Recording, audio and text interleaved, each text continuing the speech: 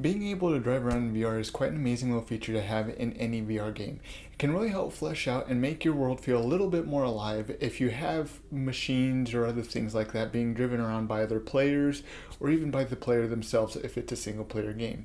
So in this video I'm going to be showing you guys how to set up a very simple driving mechanic within VR using the VR expansion plugin. Now, just a quick note, this should work without the VR expansion plugin as well. There are a couple of quick differences that I will note as we get to those points later on in the video. But for the most part, it should work pretty consistently between both a VR expansion plugin project and a non-VR expansion plugin project. Now, before we go and jump into this video, I did want to leave just a quick little note here. So I did decide to start a Patreon as well. So if you'd like to support VR Playground in any way, consider checking that out. It would help out a ton. Of course, if you don't want to donate on Patreon or anything like that, that's perfectly fine. Hitting that like and subscribe button helps out a ton as well. And with that, we'll go ahead and jump right into the video. All right, so I've gone ahead and opened up a project. Haven't really done anything to it. The most I've done is I've actually increased the scale of the platform that we have here. And the very simple reason is because we're going to be driving around in a vehicle by the end of this video. And having a very small platform isn't very great for for driving around. It does not make things very easy, and going off the edge is not a very pleasant experience, especially when you are in VR. Anyways, that out of the way. So before we go and jump into anything further, just to make sure I am on the same page, I do have the OpenVR expansion plugin and the VR expansion plugin running. As I said, this shouldn't really make any huge difference. There are two differences that I am aware of that this will cause later on in the tutorial that I will very briefly go over. However, they're so minuscule that you should have no issue whatsoever. But anyways, so first things first, I actually want to go ahead and look at our skeletal mesh for our vehicle before we do anything else. And the reason is that there's a couple things we need to make sure for our skeletal mesh. So first things first, over here in the skeleton, so this is going to be something that you have to make sure of before you import your skeletal mesh or anything like that. You do need to have 4 bones, 1 for each wheel of your vehicle. Of course, if you're doing fewer wheels, you should be able to get away with fewer or more bones. That's entirely up to you. But so this is one I've actually taken from the vehicle template within Unreal Engine. It's the sedan. I only took in the skeletal mesh itself, which is why I have no materials or anything on it. However, you can see that I do still have the skeleton and all that. All of that is perfectly fine. You do also want to make sure that they are all attached to one central point on the vehicle, that they're not separated. I do know that can cause issues if they're not all attached to one center point like they are here. In addition to that, we also need something else for our skeletal mesh. So if we actually go, let me see if I can recall, I think it's up here in asset. Okay, it took me a second to recall where it was. After going to the skeleton here, go back into the skeletal mesh, and you want to look for physics. Now you'll get a couple things that pop up here. The one we're concerned with right now is the physics asset. Now, if you want, you can, of course, create this like in the content browser. However, for simplicity's sake, I'm going to do it right here. So if we hit this drop down, you can see that there's no specific physics asset for this. There's only one for the right hand on the mannequin. So I'm actually going to click right here. You can see this will create a new physics asset for us. And let me go and drop it right in here in sedan. And I'm just going to call it physics asset. And we want to tie that to the sedan skeletal mesh, and I think the rest of this should be pretty good. We will need to do a little bit of configuration to this, and I will show you the reason why once I get this open. You can see it won't automatically update up here in the top right. However, if we actually go ahead and close these real quick, I'm going to go ahead and open the physics asset. You can see it gives me the option to swap between the physics asset, the skeletal mesh, and the skeleton for this vehicle. So the reason we need a physics asset is the vehicle is based off of the physics collisions that this vehicle has. So looking at this, you can actually immediately see there's some things that probably are a little bit undesirable for most uses. Starting with the wheels here, they're not round. So I'm actually going to go ahead and scale this down so that way these are more spherical. I'm going to do this, had my finger slip. I'm going to do this to all 4 of the wheels so that way they're a little bit more spherical. They don't need to be perfect, but they definitely need to resemble more of a sphere rather than these capsules that we have right now. And it's fine if it goes a little bit outside the wheels or anything like that. As I said, I'm not overly concerned with precision. And then the other thing we want to note is the collision on the vehicle itself.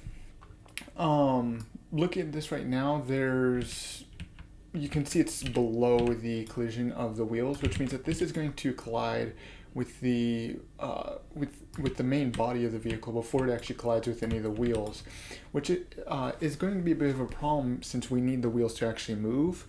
So what I'm actually going to do is I'm actually just going to scale this down and just kind of make it so that way it's a little bit thinner. And so it matches up a little bit more with the body of the vehicle itself. And then it's also above the bottom of the wheels themselves as well. Quite simple. There's not too much that really need to happen here, but having that all set up correctly is definitely a necessity for this vehicle. Of course, if you want to add a little bit more precision to this later on for collisions or anything like that, you can come back in here and add in more collisions or take away collisions, whatever the case may be for your uses. But anyways, that out of the way, next thing we want to do is I'm actually going to create a new folder here. I'm just going to call it actor. This is just where we're going to throw our vehicle blueprint as well as our player blueprint. And yeah, actually let me double check something here real quick. So something else I did want to make a quick note of, you do want to make sure you do have your motion controller axis mappings correct, as I'm not going to bind any kind of levers or anything like that. I'm simply going to use the analog stick off of my controller.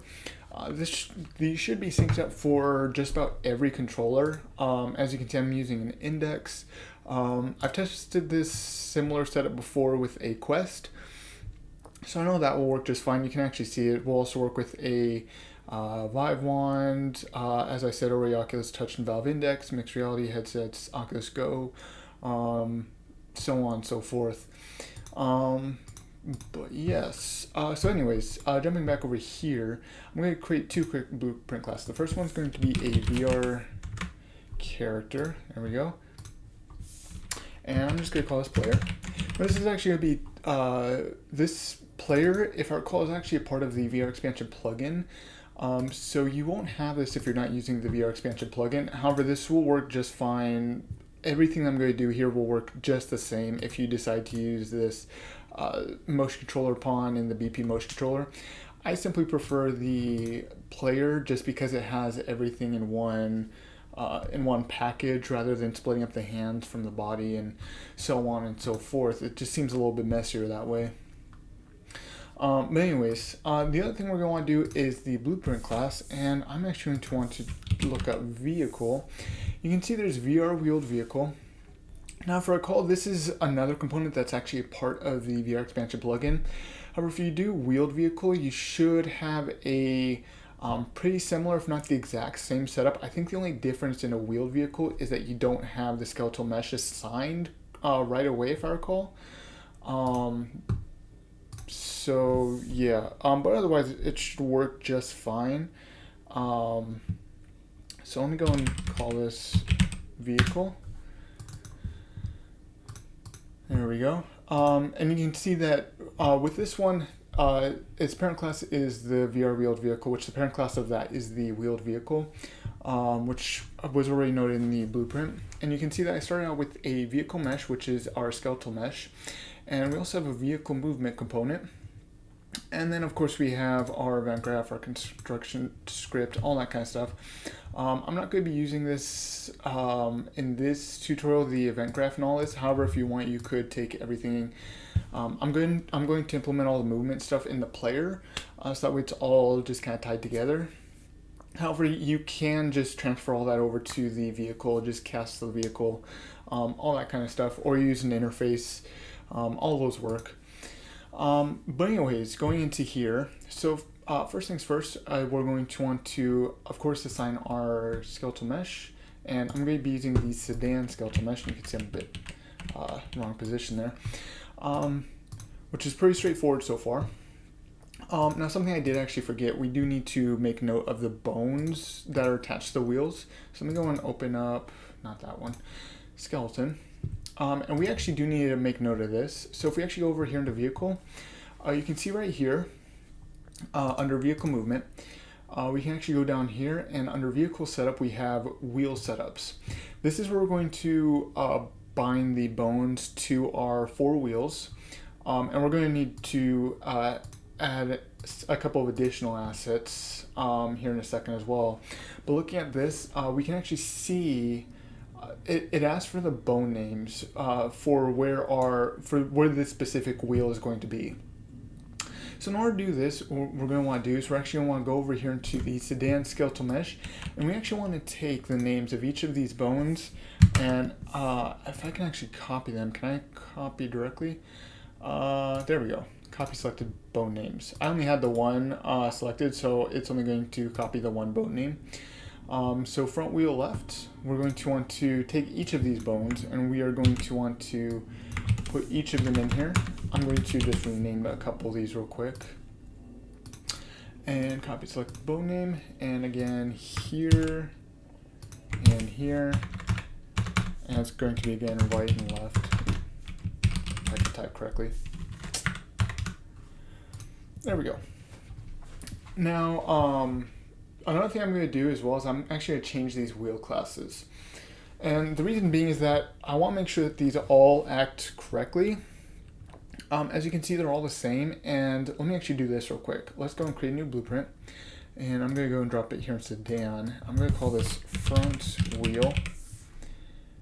And when we go and open this, you can see this isn't like a typical blueprint or anything, or at least an actor blueprint or palm blueprint or anything like that, because we don't have anything to see the components or anything like that, because there are no components. This itself is basically its own individual thing.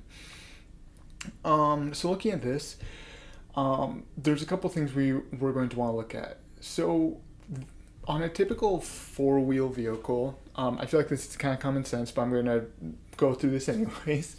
You have the front 2 wheels that actually control the rotation of the vehicle that actually are used to turn.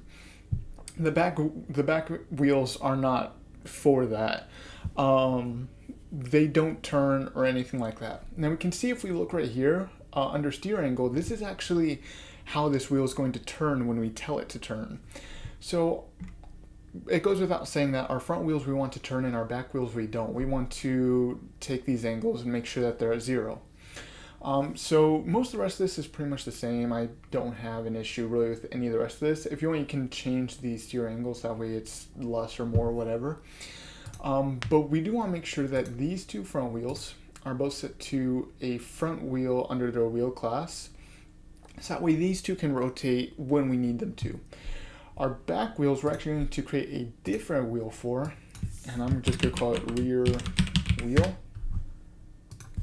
And these ones we want to go in here and we want to take our steer angle and turn it to 0. This will prevent it from doing any kind of turning, which goes without saying, but we want it to not be able to turn on our vehicle.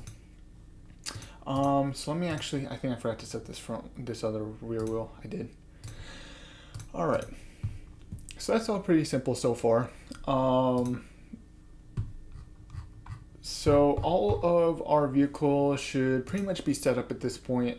We should have no issues whatsoever. So we'll go and move over here into the player. And here's where we're going to have to do a little bit more work here. So first things first, I'm actually going to jump over here into variables.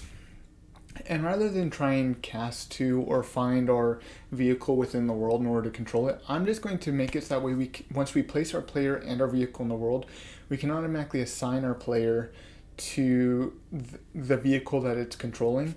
Now, of course, you're probably going to want to do this somewhat different in your own use. You're probably going to want to do something like trigger on the vehicle or something like that in order to actually get in and move around. I'm not going to go through all that. I'm going to automatically place the player in the vehicle and automatically assign it to use the vehicle. So let me go and rename this variable vehicle, and we of course want to get vehicle right there. And yeah, cool. So let's go and grab this, get vehicle. And we're going to want to grab our axis that I had mentioned earlier. I'm going to tie all of this. This is actually my left controller. I'm going to tie everything to the left controller thumbstick only. The right controller isn't really going to be used for anything in this tutorial. It's literally just going to be there. So I'm going to tie everything to the thumbstick on this left controller. So for that, we want to get the X and Y, the motion controller thumb left Y and the motion and controller thumb left X. So let's see here, motion controller thumb. I'm actually going to want to do the axis events. Motion controller thumb left Y axis event. And let me actually go and get a second one here too.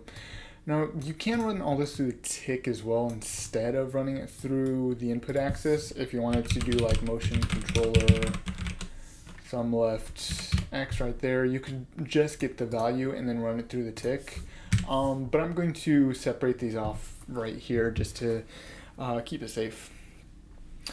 All right, so we have our vehicle and we have our X and Y inputs. So let's take this one at a time. So starting with our X, just be sure we're on the same page. X is our left and our right. So this is going to be used for our steering. So in order to do this, we're actually going to want to drag this out and we're going to want to type in steering and set steering input. And here we're going to want to set our axis value to right here, and we're going to want to set our execution node right there. We're going straight into set steering input. Now this is where you may run into some differences with the between using the VR expansion plugin and not. This particular method,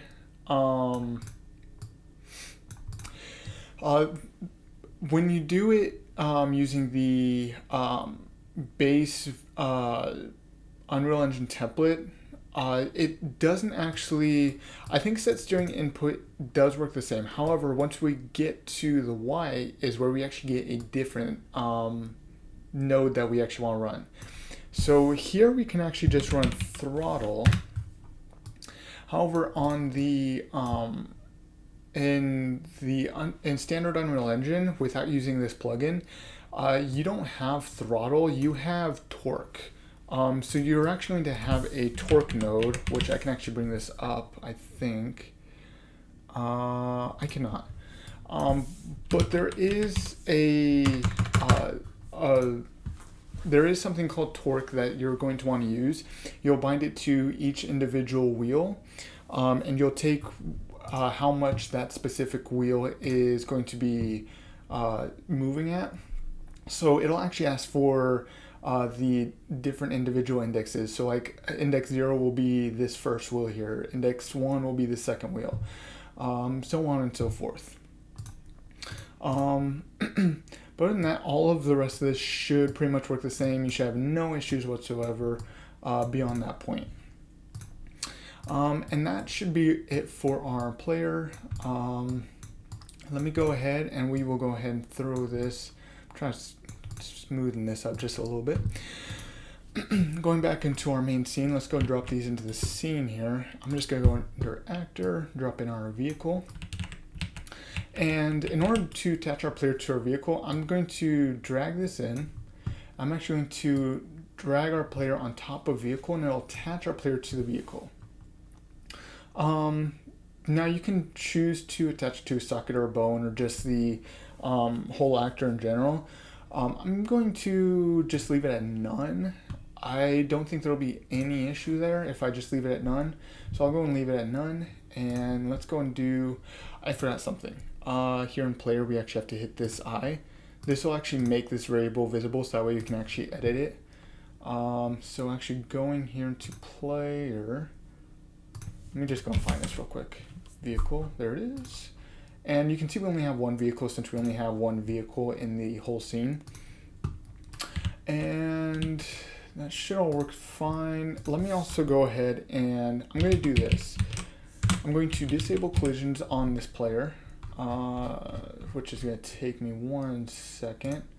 No collision, no collision, no collision, no collision. I set everything to no collision, and then also, I also want to make sure that we're not simulating any physics, that we're not being affected by gravity or anything like that, which currently we are. I want to make sure we have no gravity or anything like that. Actually, we should only need that on the VR root reference, I believe. Everything else should work just fine. Actually, I disable that too. And then I'm also going to go ahead and take our player. I'm actually going to drag this, that way it's a little bit more in the driver position. And all of that should work. This might be a little bit tall simply because I'm going to be standing. I actually probably want this synced into the floor a little bit more in order to make this a little bit better for where I am. Probably closer right there. But all the rest of that should work just fine. So we're going to run this through a quick test and see how well this runs. Alright, a couple quick fixes I actually did. One thing was I actually did forget to auto possess our player. So I did actually set the auto possess player and auto receive input. And then just a couple of other quick changes. I also did end up changing the gravity scale to 0 because it was still falling through the floor, which, in case it's obvious to you or not, it's less than desirable.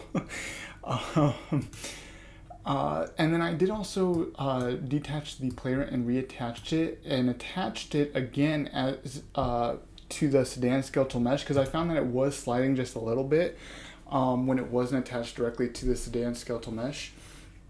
But other than that, everything else worked just fine. I'm going to go and jump in real quick, and if we go and jump in right now, I'm actually going to only have, you won't see my hand, I'm only going to be using my left hand though. I found that this is moving a little fast for me, and it's making me a little bit dizzy when as it's going around. But if I go ahead and actually hit the thumbstick, you can actually see it's working. Yeah, it's all working just fine. Oh god. You can see I'm not actually rotating with the vehicle simply because of the way that the player is currently attached. But you can see otherwise it's working just fine. And with that, that is how you implement driving mechanics into your VR game. As I said, this was designed with the VR expansion plugin, so this will not work perfectly one-to-one if you decide to not use the VR expansion plugin. However, it should work pretty similarly no matter what you decide to do this on. And hopefully this will also, at the very least, help you in making sure your skeletal mesh and all that is set up correctly. So with that out of the way, if you like the video and you'd like to support VR Playground in any way, be sure to hit the like and subscribe button down below. And with that, I will see you in the next reality.